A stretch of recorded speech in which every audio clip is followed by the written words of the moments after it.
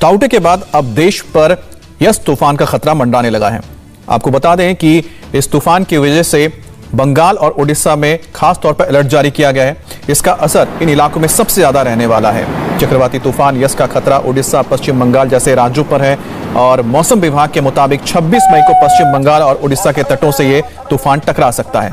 अगले 24 घंटों में बेहद चक्रवाती तूफान ये और ज्यादा बल हो जाएगा। इसका तटीय इलाकों में तेज हवाएं चल सकती हैं। कहा जा रहा है कि जिस वक्त ये तूफान तटीय इलाकों से टकराएगा उस वक्त हवा की रफ्तार 155 से 165 किलोमीटर प्रति घंटे की रहने वाली है। राज्य और स्थानीय प्रशासन के साथ साथ एनडीआरएफ, कोस्ट गार्ड, नौसेना, वायुसेना, थल सेना को सतर्क किया गया है। बंगाल की खाड़ी और पूर्वी तटों पर मछुआरों, बोट्स और कमर्शियल जहाजों को वहां से हटने के लिए कहा गया है।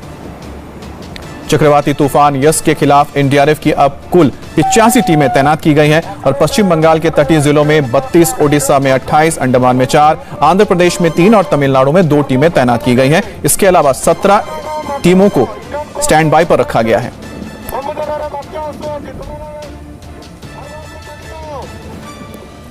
आपको बता दें कि मछुआरों को, इसके अलावा जो तटीयवर्ती इलाकों में लोग रह रहे हैं, उनके साथ लगातार हमारे कोस्ट गार्ड और नेवी के लोग भी संपर्क में हैं, सीनियर्स ऑफिसर्स। इसके अलावा बंदरगाह, पोर्ट अथॉरिटी, ऑयल रिग्स, मछुआरों की यूनियन के साथ भी लगातार वर्चुअल मीटिंग की गई है और उन्हें आगाह किया है कि वो सुरक्षित जगहों पर रहें।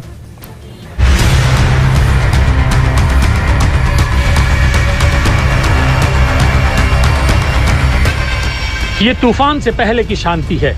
ऊपर से समंदर शांत दिख रहा है, लेकिन बड़ी हलचल आने वाली है।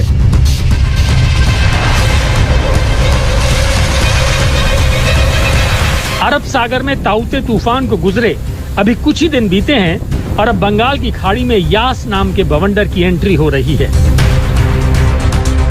आशंका है कि बंगाल की खाड़ी में उठा हवा का बवंडर अगले 24 घंटों में गंभीर साइक्लोन में बदल जाएगा।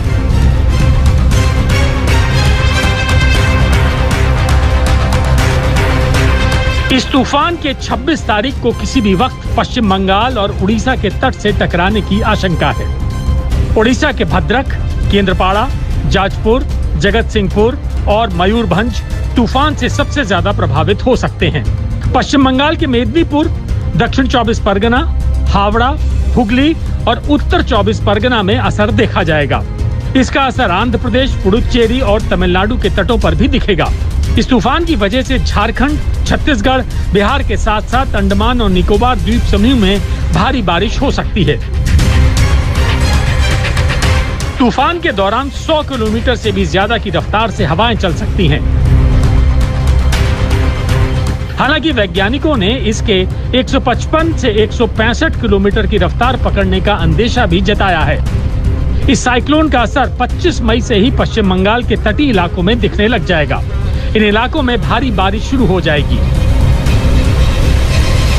It is very likely to intensify further during next 12 hours into severe cyclonic storm. Then subsequent 24 hours it will be very severe cyclonic storm, and it will move northwestward, and it will reach to our northwest bay of Bengal, beside our along of Odisha and West Bengal coast. Odisha और पश्चिम बंगाल तट पर समुद्र में तेज हवाओं के साथ ऊंची लहरें उठेंगी। बंगाल की खाड़ी में बन रहे हवाओं के दबाव से फिलहाल यही आशंका है।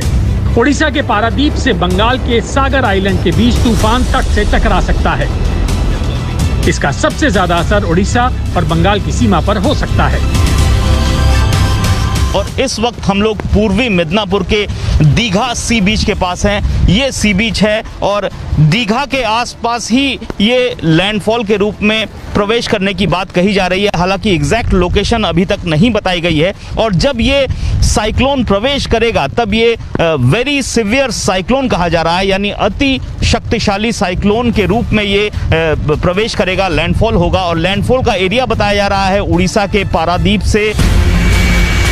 तूफान से प्रभावित होने वाली सभी राज्य सरकारें अलर्ट पर हैं। तट के पास से आबादी को हटाया जा रहा है। इसके साथ ही एनडीआरएफ ने मोर्चा संभाल लिया है।